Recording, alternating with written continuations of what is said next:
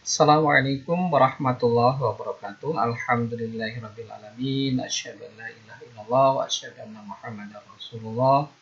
Raditu billahi rabbah wa bil islami dina wa bi Muhammadin nabiyya wa rasulah. Rabbi syrah li sadri wa yassir li amri wa hlul 'uqdatam min lisani yafqahu qawli.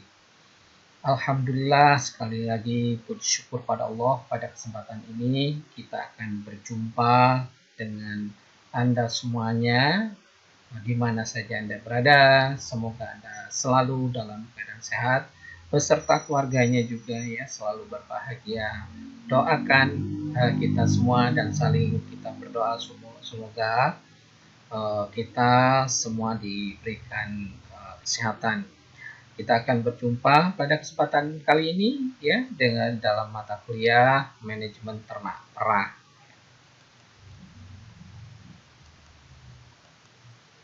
Nah, sebelum perkuliahan kita akan ada beberapa hal yang perlu dijelaskan ya tentang sistem perkuliahan kita ya. Himbauan yang pertama ya, kalau di kelas ini tetap kami sampaikan walaupun dalam keadaan daring ya, tidak boleh pakai sandal jepit ya perkuliahan kita. Kemudian tidak diperkenankan pakai kaos tanpa kerah leher, ini untuk etika juga. Dosen terlambat 15 menit berarti kuliah diganti jadwal, dan mahasiswa terlambat 30 menit tunggu di luar ruang kuliah. Itu beberapa hal yang mungkin sebagai tata aturan ya tetap Bapak sampaikan. Nah, ini perlu Bapak sampaikan juga, perkuliahan diharapkan sesuai dengan jadwal walaupun dengan kondisi daring ya. Ini kaitannya dengan absen dan penilaian nanti. Absen ada nilainya. Kemudian sistem penilaian yaitu praktikum 1 SKS bobot 30% ya, misalnya nilai 70 kali 30% sama dengan 2,1. Kemudian aktivitas kuliah 3 SKS berbobot 70% terdiri dari tugas bobot 30%, misalnya nilai 70 kali 30% sama dengan 2,1. Kemudian middle test ya bobot 20%, misalnya nilai 70 kali 20%, 1,4. Kemudian final test atau dikenal dengan kita mengatakan ya, nah semua itu adalah UAS ujian akhir 60 kali 50% sama dengan 3. Jadi nilai akhir praktikum aktivitas kuliah termasuk absensi nantinya itu 2,1 ditambah 6,5 kali 70% sama dengan 6,6 ya. Oke. Itu kemudian buku acuan ya yang kita ini ya. Buku acuannya adalah diktat ya. Kalau ada nanti kemungkinan ya ada diktat pra, kemudian dairy production, kemudian biochemistry domestic production, risk dari RIS ya, kemudian manajemen dairy lactation, kemudian biologi laktasi, BIKAN tadi ya, kemudian manajemen ternak perah. Anda bisa juga mengambil dari jurnal ataupun internet juga, silahkan ya untuk memperkaya. Materi kuliah ini nanti kita akan sampaikan terdiri dari beberapa ini ya, subbab nanti pokok bahasan yang dimulai dari pendahuluan. Kita akan bahas tentang perkembangan usaha sapi perah dan pengertian manajemen usaha sapi perah. Kemudian pemeliharaan pedet ya, manajemennya terutama ya, manajemen sapi darah, manajemen pemeliharaan sapi induk, manajemen pemeliharaan induk laktasi dan penanganan air susu. Kemudian manajemen pengelolaan reproduksi. Nah ya, ke-8 nanti ada middle test, kemudian menyusun pakan sapi perah, upaya optimasi penggunaan pakan sapi perah, pemulihan dan pengelolaan sapi perah jantan ya, kemudian sanitasi, pengenalan penyakit dan pada sapi perah tentunya. Kemudian recording ya, tidak kalah pentingnya di dalam pengelolaan sapi perah. Yang berikutnya itu adalah analisa usaha sapi perah, pedet, darah, dan laktasi. Nanti dilanjut diskusi Kalau memang masih belum jelas nanti ya, mungkin ini nanti dari beberapa subbab pokok bahasan itu akan dipecah dua karena memang materinya cukup banyak ya. Diakhiri dengan ujian akhir atau final test nantinya. Oke, kita lanjutkan ya. Tugas nanti ya, tugas praktikum. Ini akan kita lakukan survei ke peternak sapi perah ya. Apa yang perlu dicatat? Ya. Yang pertama itu tentang bagaimana pakannya, bagaimana pengelolaan pakannya. Apakah ditanam sendiri? Nanti ada petunjuknya ya. Nanti kita siapkan petunjuk praktikum. Ya, bagaimana pengelolaan pakan yang dilakukan oleh peternak tersebut. Kemudian bagaimana pengelolaan susunya, termasuk bagaimana produksi susunya. Kemudian harga susu, termasuk nanti pemasarannya. Kemudian biaya pemeliharaan per ekor per hari, baik pedet, induk kering, induk laktasi, dan lain-lain. Kemudian kita juga catat populasinya nantinya ya. Kemudian dokumentasi ini jangan salah ya. Sering yang banyak itu selfie, yang difoto itu bukan kegiatannya tetapi selfie-selfie-nya. Nah, ini juga harus Anda pahami, nanti di dalam proses itu Anda harus mengambil foto kegiatannya. Nah, ya kita tahu semuanya ini untuk belajar untuk penelitian sebetulnya Anda harus bisa permasalahan ya, mengorek ya atau mengambil permasalahan yang ada di peternak nanti. Oke, kita sampai pada pembahasan ya perkembangan dan manajemen ternak perah. Ya. Kita mulai dari pendahuluan ya. Nah, kalau berbicara tentang peternakan sapi perah di Indonesia itu sejak abad 19 oleh Belanda. Ya. Jadi sebetulnya kita tidak punya budaya minum susu. Beberapa kali kita selalu mengatakan kita budidayanya itu mengkonsumsi santan. Jadi kalau misalnya sekarang ini hampir di segala macam makanan ataupun kue itu sudah menggunakan susu sebagai bahan. Entah itu sebagai suplemennya, entah sebagai bahan utamanya, ya. Apalagi sekarang itu kan zamannya sudah terbuka, tidak ada batas lagi. Banyak misalnya turis, mungkin dia tidak terlalu suka dengan santan. Ya. Bisa saja misalnya kalau dulu kita masih waktu kecil, ya masih zaman bapak dulu kecil mungkin ya. Itu yang namanya es krim atau es puter itu digunakan bukan susu tetapi adalah santan. Apalagi di daerah Sumatera, terutama di Bengkulu itu sangat banyak penggunaan santan. Nah, mungkin harus mulai digeser karena bagaimanapun kita sebagai manusia itu butuh namanya protein hewani atau asam amino yang tidak cukup kalau kita konsumsi kita ambil dari apa? Dari sumber protein nabati. Jadi ada beberapa protein atau asam amino tertentu yang memang tidak terdapat di sumber nabati ya. Itu yang perlu kita pikirkan supaya kita tetap sehat, terutama dengan kondisi sekarang ini yang harus kita jamin ya. Jadi sekali lagi sejak zaman Belanda ya peternakan sapi perah ini. Jadi kalau di Belanda bagaimana? Ya memang di Belanda itu tempatnya ada ya tempat asal dari salah satu sapi perah atau ternak perah yang unggul ya. Yang sering kita lihat itu belang hitam putih itu adalah dari mana?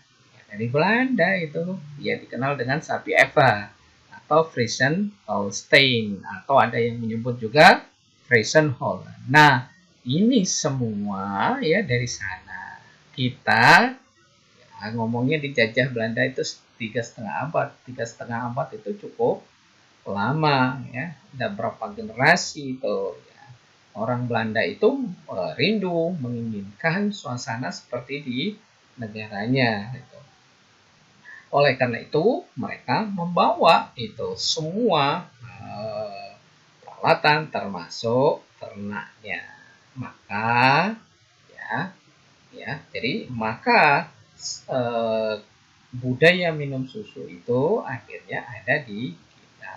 Awalnya kan diwariskan ke yang membantu, apalagi setelah penjajahan Belanda itu masuk Jepang ya. Nah, pada masa penjajahan Jepang ini terbengkalai ya, akhirnya dipelihara oleh masyarakat atau rakyat Indonesia ya, terbengkalai. Orang Jepang itu tidak punya budaya minum susu, minum yang lain, mungkin teh atau sake atau apa ya, yang minuman yang dari Jepang tentunya ya cukup berbeda. Ya. Kemudian pada tahun 1949 tumbuhlah organisasi yang membina peternak, yaitu Gabungan Petani Peternak Sapi Perah Pengalengan. Ya, disingkat biasanya dengan GAPSIP ya, GAPPSIP ya. Sekarang wadahnya adalah GKSI. Kemudian kondisi persusuan ya, kita lihat sejarah ya, 2009 terjadi penurunan harga susu mulai dari 2009, awal 2009 itu harga susu itu jatuh banget ya, 500 sampai 600 per liter. Sekarang di Bengkulu kalau sekarang alhamdulillah ya lumayan ya, kisarannya antara 10 sampai 15.000 per liter. Nah, ini kenapa zaman dulu seperti itu ya, kita harus pelajari dengan harapan kita bisa pertahankan harga susu ini, karena memang produk susu ini adalah produk yang sangat ideal ya, minuman yang berkelas ya, bahkan diabadikan di Al-Qur'an gitu ya, diabadikan di Al-Qur'an sebagai minuman yang baik. Kalau contoh misalnya mau meningkatkan konsumsi protein hewani, yang paling gampang itu adalah dari susu ya. Jadi oke. Nah, kita lanjutkan ya, produksi susu segar 90% itu dihasilkan oleh usaha rakyat yang kepemilikannya itu antara 2 sampai 3 ekor peternak dan umumnya menjalin kerjasama kemitraan dalam bentuk koperasi susu. Ya, biasanya membentuk koperasi mereka peternak rakyat, dan biasanya identik peternakan rakyat itu produksi susunya itu sangat rendah ya, kisaran antara 10 sampai 15. Yang membedakan dengan perusahaan seperti Ultra Jaya dan Cimori dan lain-lain ya, itu biasanya produksi susunya itu di atas itu ya, rata-rata misalnya 25 sampai 35 liter per hari. Itu sesuatu yang luar biasa, dan itu adalah usaha yang sangat menguntungkan. Coba bayangkan satu ekor bisa, taruhlah yang tertinggi itu bisa 40 liter. 40 liter kali 10.000 aja sudah 400.000 satu ekor.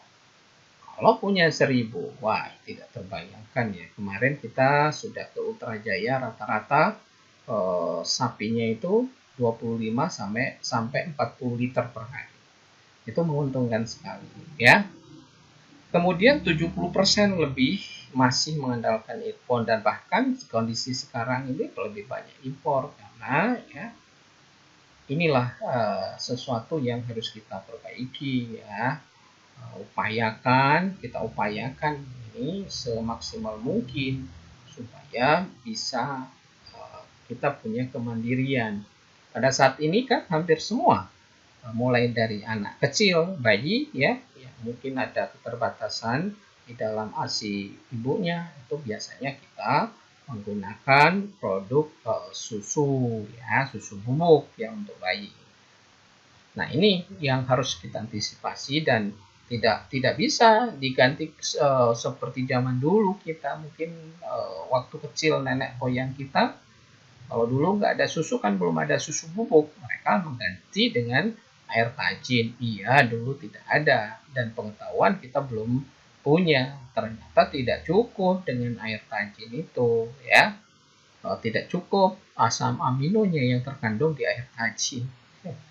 Nanti bisa terjadi yang ada generasi yang hilang, lost generation. Apalagi dengan kondisi sekarang nih ya. Nanti kita bahas lebih lanjut. Nah, misalnya jumlah peternak 90.000 peternak ya. Ini dan itu bisa fluktuatif gitu ya. Dengan kondisi, apalagi dengan kondisi sekarang, itu bisa naik atau bisa turun ya dengan kondisinya. Nah, menyerap tenaga kerja cukup besar di atas 250.000 jiwa. Sewajarnya pemerintah melindungi peternak sapi perah.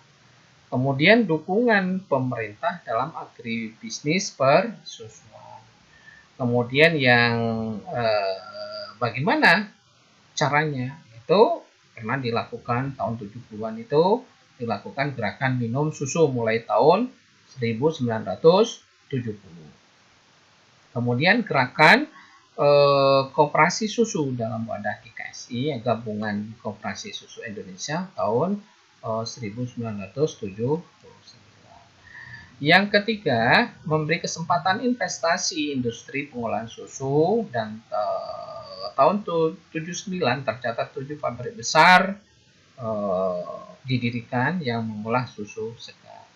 Nah, titik awal perkembangan pemasaran susu dimulai dengan terbitnya surat keputusan bersama 3 menteri tahun 82 ya, yang sekaligus menjadi entry point dalam pengembangan koperasi persusuan Indonesia. Mewajibkan ini ya, semua industri pengolah susu atau EPS itu untuk menyerap susu dari peternak rakyat. Ini yang namanya keberpihakan. Bagaimana untuk mengembangkan sektor peternakan di bidang sapi perah ini ya. Nah, perkembangan persusuan setiap tahun itu ya tidak lebih ya, kurang lebih 5% per tahun.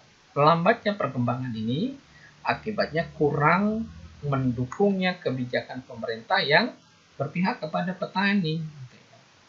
Apalagi pada pasca dicabutnya kebijakan wajib serap susu lokal oleh industri pengolah susu. IPS ini industri pengolah susu ya, membuat terjadinya kehancuran persusuan nasional akibat pemerintah menandatangani ini ya, setelah masa-masa krisis itu LOI ya, atau Letter of Intent dengan IMF dulu.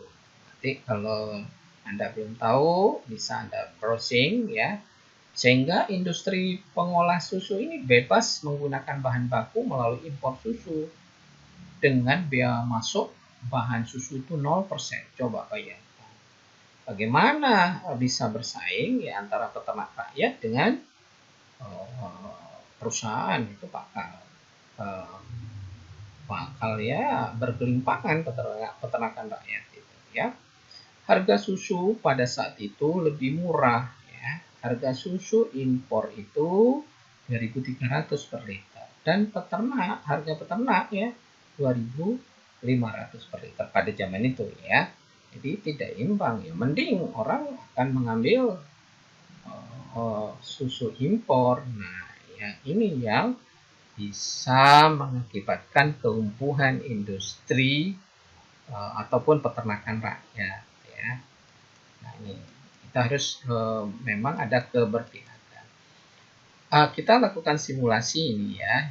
Kita asumsikan tahun 2010 ya. Misalnya kita asumsi saja ya, populasi penduduk Indonesia mencapai 240. Kalau pada saat ini ya sekarang itu sudah 270 juta orang. Laju pertumbuhan penduduk ini sudah atau mencapai 1,5% per tahun, serta laju pertumbuhan sapi cuma 10% per tahun. Akan dihasilkan susu, ini simulasi saja, ini kita menggunakan data lama ya, 750 sampai 800.000 ton per tahun. Total konsumsi susu tahun 2010 akan mencapai 2.400.000 ton per tahun. Untuk mencapai Indonesia menjadi negara kolam susu, harus diproduksi bibit sapi perah sebanyak 100.000 ekor. Sehingga diperoleh angka yang ideal, ya, populasi susu sapi perah sebanyak 500.000 sampai 600.000. Nah, orang Indonesia rata-rata mengkonsumsi susu hanya 4 kg per kapita per tahun. Coba begini ya, kalau misalnya Anda saja ya, kalau dihitung-hitung ya, berapa kali Anda minum susu? Bahkan kalau ditanya, ada juga yang tidak sama sekali tidak atau jarang minum susu. Mungkin minum susunya kalau misalnya ada kopi susu, ada roti yang dicampur dengan yang di dalam proses pembuatannya itu ada susunya, atau makan es krim yang memang bahan dasarnya dari susu. Nah, bisa-bisa di antara kita itu ya mungkin 1 tetes per hari kali ya. 1 tetes, bukan dalam artian kita itu menafikan atau merendahkan kita semua, tidak, tapi memang kita butuh ya, butuh asupan gizi yang bagus. Salah satu yang paling mudah itu adalah menggunakan susu, itu intinya ya. Jadi supaya badan kita tercukupi asam amino, terutama asam amino esensial. Nah, target tingkat konsumsi susu mencapai 12,5 kg per tahun atau setara dengan konsumsi gizi 1 gram per kapita per tahun. Jadi masih jauh kita itu ya. Nah, ada peluang bagi kita untuk bergerak bagaimana kita menggerakkan industri persusuan kita itu. Apalagi di Bengkulu, ini cuma ada di Kepahyang ya, dan di daerah Curup gitu. Nah, itu sangat untuk kebutuhan ini Bengkulu saja tidak cukup. Tapi juga bingung juga, ini dilema bagi kita ya. Tapi kita harus cari solusi. Kalau toh susunya ada, nah yang harus kita ingatkan adalah kebiasaan mengkonsumsi susu. Gitu. Ada beberapa teman Anda cerita, Pak, kalau saya minum susu tuh rasa mau muntah, Pak. Nah, ini yang harus ini. Padahal itu cuma sugesti saja ya. Oke. Apa kendala? Kita bahas dulu kendala pengembangan usaha sapi perah ya. Yang pertama itu SDM peternak dan aparat. Ya. Sumber daya manusianya ya, atau peternaknya serta aparatnya itu yang kita harus tingkatkan. Bapak tidak mengatakan rendah, tapi kenyataannya memang harus ditingkatkan. Karena pemeliharaan sapi perah itu berbeda dengan pemeliharaan ternak ruminansia yang lain. Jadi ada beberapa persyaratan tertentu yang harus dipunyai oleh peternak dan aparat. Contoh misalnya, bagaimana seorang peternak itu di dalam memerah susunya. Bagaimana pengetahuan tentang sterilitasnya. Bagaimana pengetahuan reproduksi. Bagaimana pengetahuan recordingnya, nah itu akan berdampak pada produksi semuanya gitu ya. Kalau dia tidak bisa memilih bibit yang baik. Contoh yang paling gampang misalnya dia tidak bisa mendeteksi kapan mengawinkan ternaknya. Atau dikenal dengan dia tidak bisa mendeteksi masa birahinya. Ya otomatis ternaknya tidak ada bunting, tidak bisa bunting. Nah, sekali terlambat itu kan rugi, itu sangat amat rugi. Jadi diharapkan ternak sapi perah itu ya tidak pernah jangan sampai terlambat untuk dikawinkan itu akan berdampak pada produksi susunya. Terlambat 1 bulan itu kalau dihitung-hitung, misalnya untuk biaya pakan aja 1 hari itu 50.000, ya kan memang dia menuntut pakan yang bagus ya. Kalau 1 bulan mundurnya itu sudah bisa dihitung ya, betapa kerugiannya banyak. Itu baru 1 bulan 1 ekor. Kalau 2 bulan, nah, termasuk aparatnya misalnya inseminatornya ataupun penyuluhnya yang tidak bisa memberikan arahan terhadap peternak juga bisa jadi itu akan menghambat atau menjadi kendala perkembangan usaha sapi perah. Kemudian masalah teknis juga, teknis di lapangan, misalnya bagaimana mengelola tentang sumber pakan. Gitu. Sumber pakan itu untuk sapi perah itu tidak boleh main-main, misalnya terlambat atau pakannya berubah, kandungannya misalnya merubah merubah kandungan proteinnya gara-gara misalnya musim kemarau atau paceklik, itu juga tidak bisa. Itu akan bisa menurunkan produksi atau produktivitas ternaknya. Termasuk misalnya anak kandangnya secara teknis, termasuk bagaimana perkandangan, termasuk misalnya pengetahuan tentang air. Apakah mungkin misalnya memelihara ternak sapi perah dengan lokasi yang airnya serba minimal? Itu juga sulit. Gitu. Ketergantungan terhadap air itu sangat besar. Tidak cukup itu, di samping air cukup, itu airnya juga mutu baku airnya atau airnya bagus ya. Baku mutu atau mutu bakunya. Airnya yang jelas airnya harus bagus. Ya, tidak bisa air yang kotor. Itu akan menjadi sumber kontaminan yang baru nanti untuk produksi susunya banyak tercemar nanti. Kemudian masalah modal, bank misalnya mahal, ya tidak mau memberikan kredit, apalagi usaha peternakan atau pertanian secara umum. Nah, yang keempat itu kelembagaan.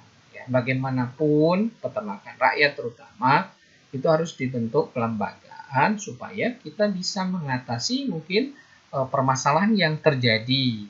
Contoh tadi pengadaan pakan saja. Kalau punya kelembagaan misalnya kita butuh tepung ikan. Kalau masing-masing sendiri-sendiri ya susah. Tetapi kalau kelembagaan kan bisa beli dalam jumlah atau partai besar. Bahkan kalau yang kuat itu bisa impor sendiri atau mengadakan sendiri konsentrat misalnya. Atau membuat sendiri konsentratnya dan lebih terjamin. Gitu. Itu yang hal-hal yang perlu dipikirkan. Nah, manajemen usaha sapi perah itu sebetulnya apa? Ya, kita bahas sedikit, kita singgung sedikit. Ini juga menjadi bahan yang baik untuk kita semua ya. Ada yang beberapa pustaka yang mengartikan arti seni. Jadi manajemen itu adalah sebuah seni atau kemampuan secara alami. Nah, ilmu itu kemampuan dalam proses ya, memelihara, mengolah, dan di dalam proses pengawasan. Jadi, kalau dibicarakan atau kita bahas tentang manajemen usaha sapi perah itu berhubungan dengan kemampuan secara alami ya dalam bentuk seni mengelola, ya, memanage ya, dan ilmunya adalah ya di dalam prosesnya, mulai dari memelihara, mengolah, dan mengawasi supaya produktivitas ternak sapi perah itu menjadi bagus. Ya. Nah, keberhasilan manajemen usaha sapi perah itu ada parameternya, ya, ada parameternya, ada ukurannya lah ya. Yang pertama itu adalah produksi, segi produksi. Misal jelas itu produksi per ekor tinggi misalnya di atas 15 liter ekor per hari. Ini harus di atas peternakan rakyat. Kalau misalnya upayanya maksimal ya, syukur-syukur bisa seperti di perusahaan besar ya, 30 sampai 40 liter misal. Itu sudah bagus berarti manajemennya atau manajernya. Kemudian pedet yang dihasilkan dari setiap induk dapat tumbuh dengan baik dan normal sampai dengan lepas sapi.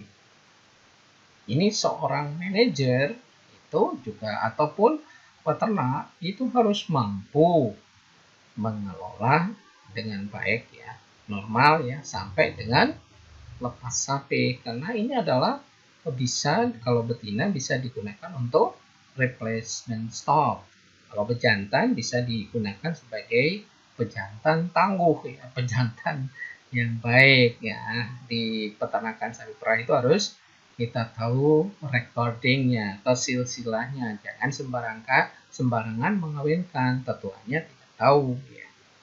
Jangan Anda, kalau kadang-kadang kita berpikir begini ya, hewan aja harus tahu silsilahnya, apalagi untuk manusia atau orang, itu harus dipertimbangkan ya. Pelajaran ternyata di dalam ternak juga harus kita perhitungkan ya, tetuanya atau orang tuanya atau silsilahnya. Biasanya kalau tetuanya itu produktivitasnya tinggi, itu biasanya menurun ke anaknya. Nah, kemudian yang kedua itu segi reproduksi. Setiap induk setiap induk beranak diharapkan setiap tahun dengan calving interval kurang dari 14 bulan. Jadi, semua aspek reproduksi, misalnya masa kosong atau masa kering ya, service per conception ya, conception rate-nya, umur pertama kawin dan beranak, itu juga harus benar-benar kita menjadikan acuan ya bagi seorang manajer. Selalu tersedia replacement stock dengan umur dan bobot yang seragam. Ini penting ya bagi keberlanjutan industri di bidang peternakan sapi perah.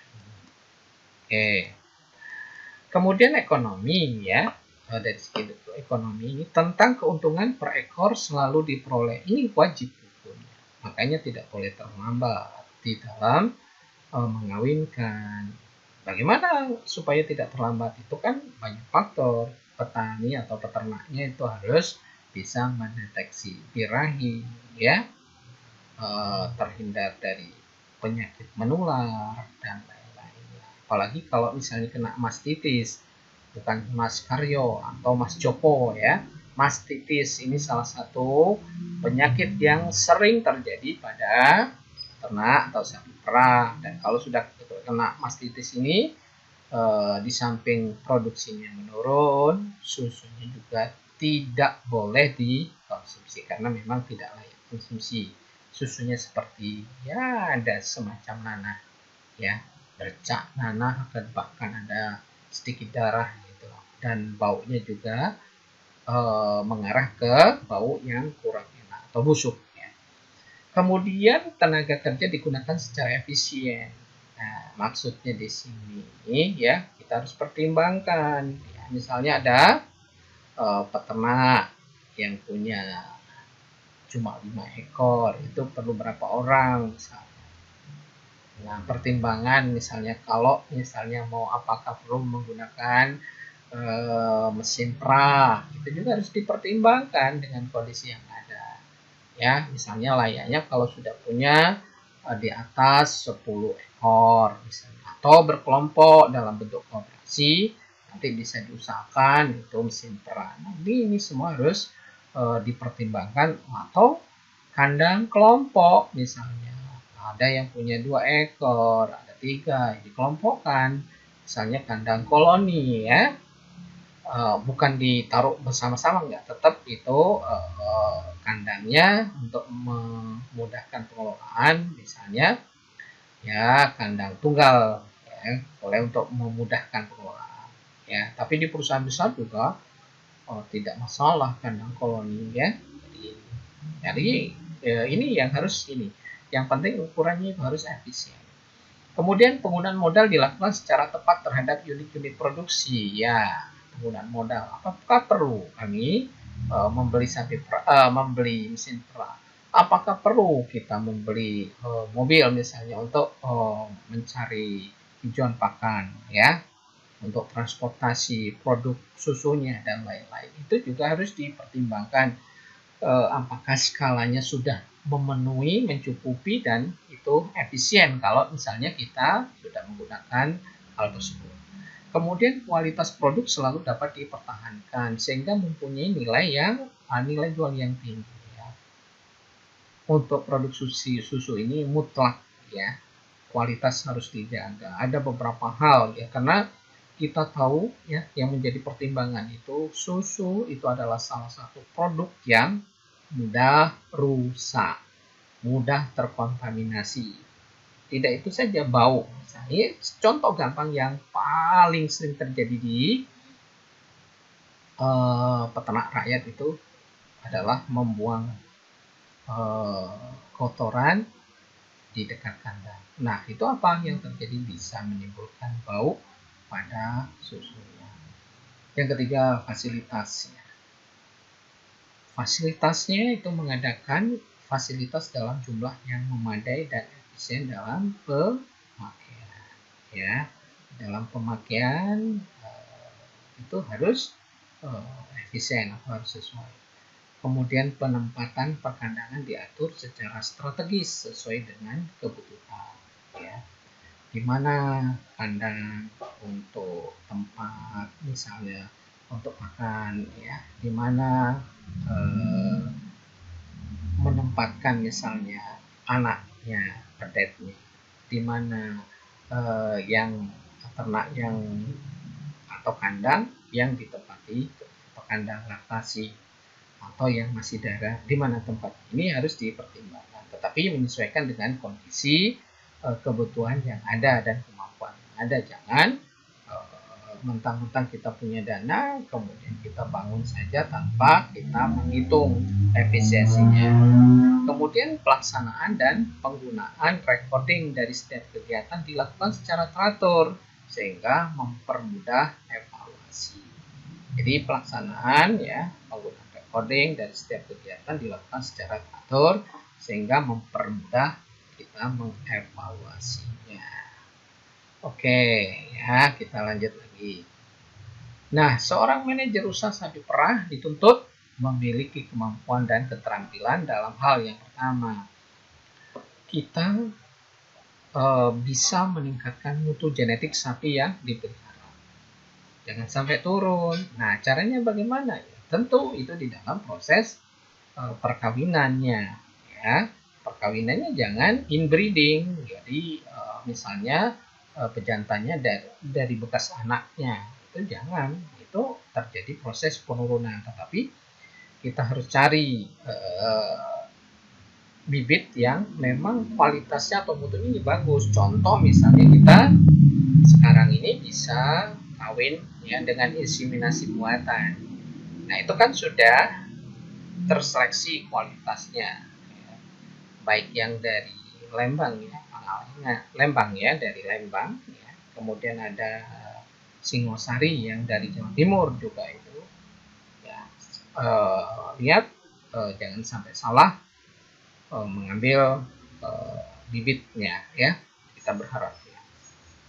Ada juga yang dari Batu Raden juga mereka juga sudah mengembangkan bagaimana mereka menseleksi supaya didapatkan produktivitas yang tinggi.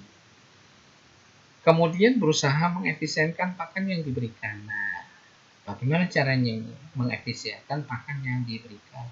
Pakan itu harus disesuaikan dengan produksi susunya.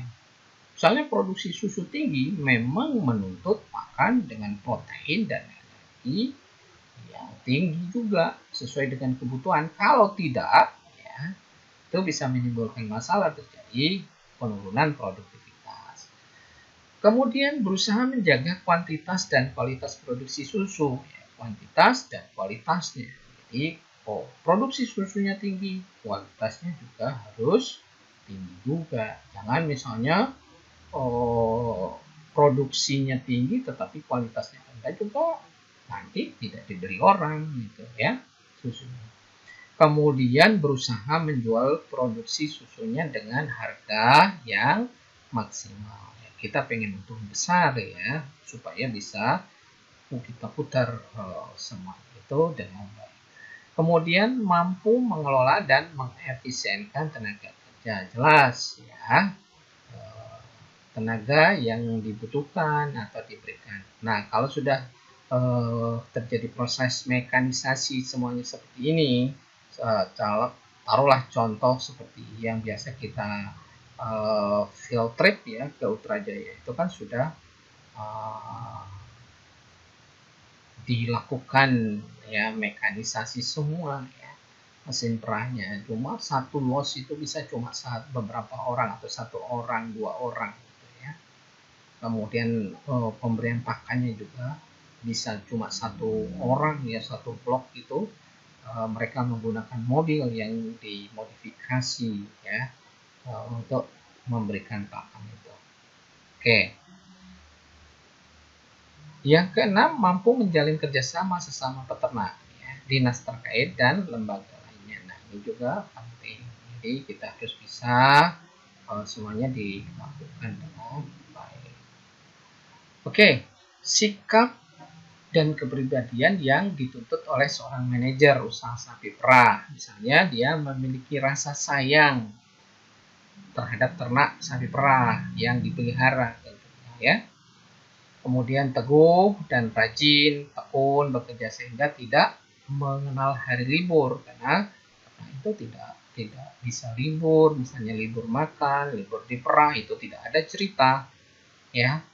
Kalau beternak sapi perah itu memang harus siap untuk selalu sedia ya, standby untuk melakukan itu ya. Kalau sekarang kan bisa saja sip-sipan gitu ya, bisa. Karena ternak adalah barang hidup yang perlu perhatian intensif dan terus-menerus. Kemudian yang ketiga itu bijaksana dan pengalaman dalam berbagai tindakan. Oke, sekian dulu ya pertemuan kali ini. Mudah-mudahan kita akan lanjutkan dan tetap semangat ya untuk minggu depan. Terima kasih. Wassalamualaikum warahmatullahi wabarakatuh.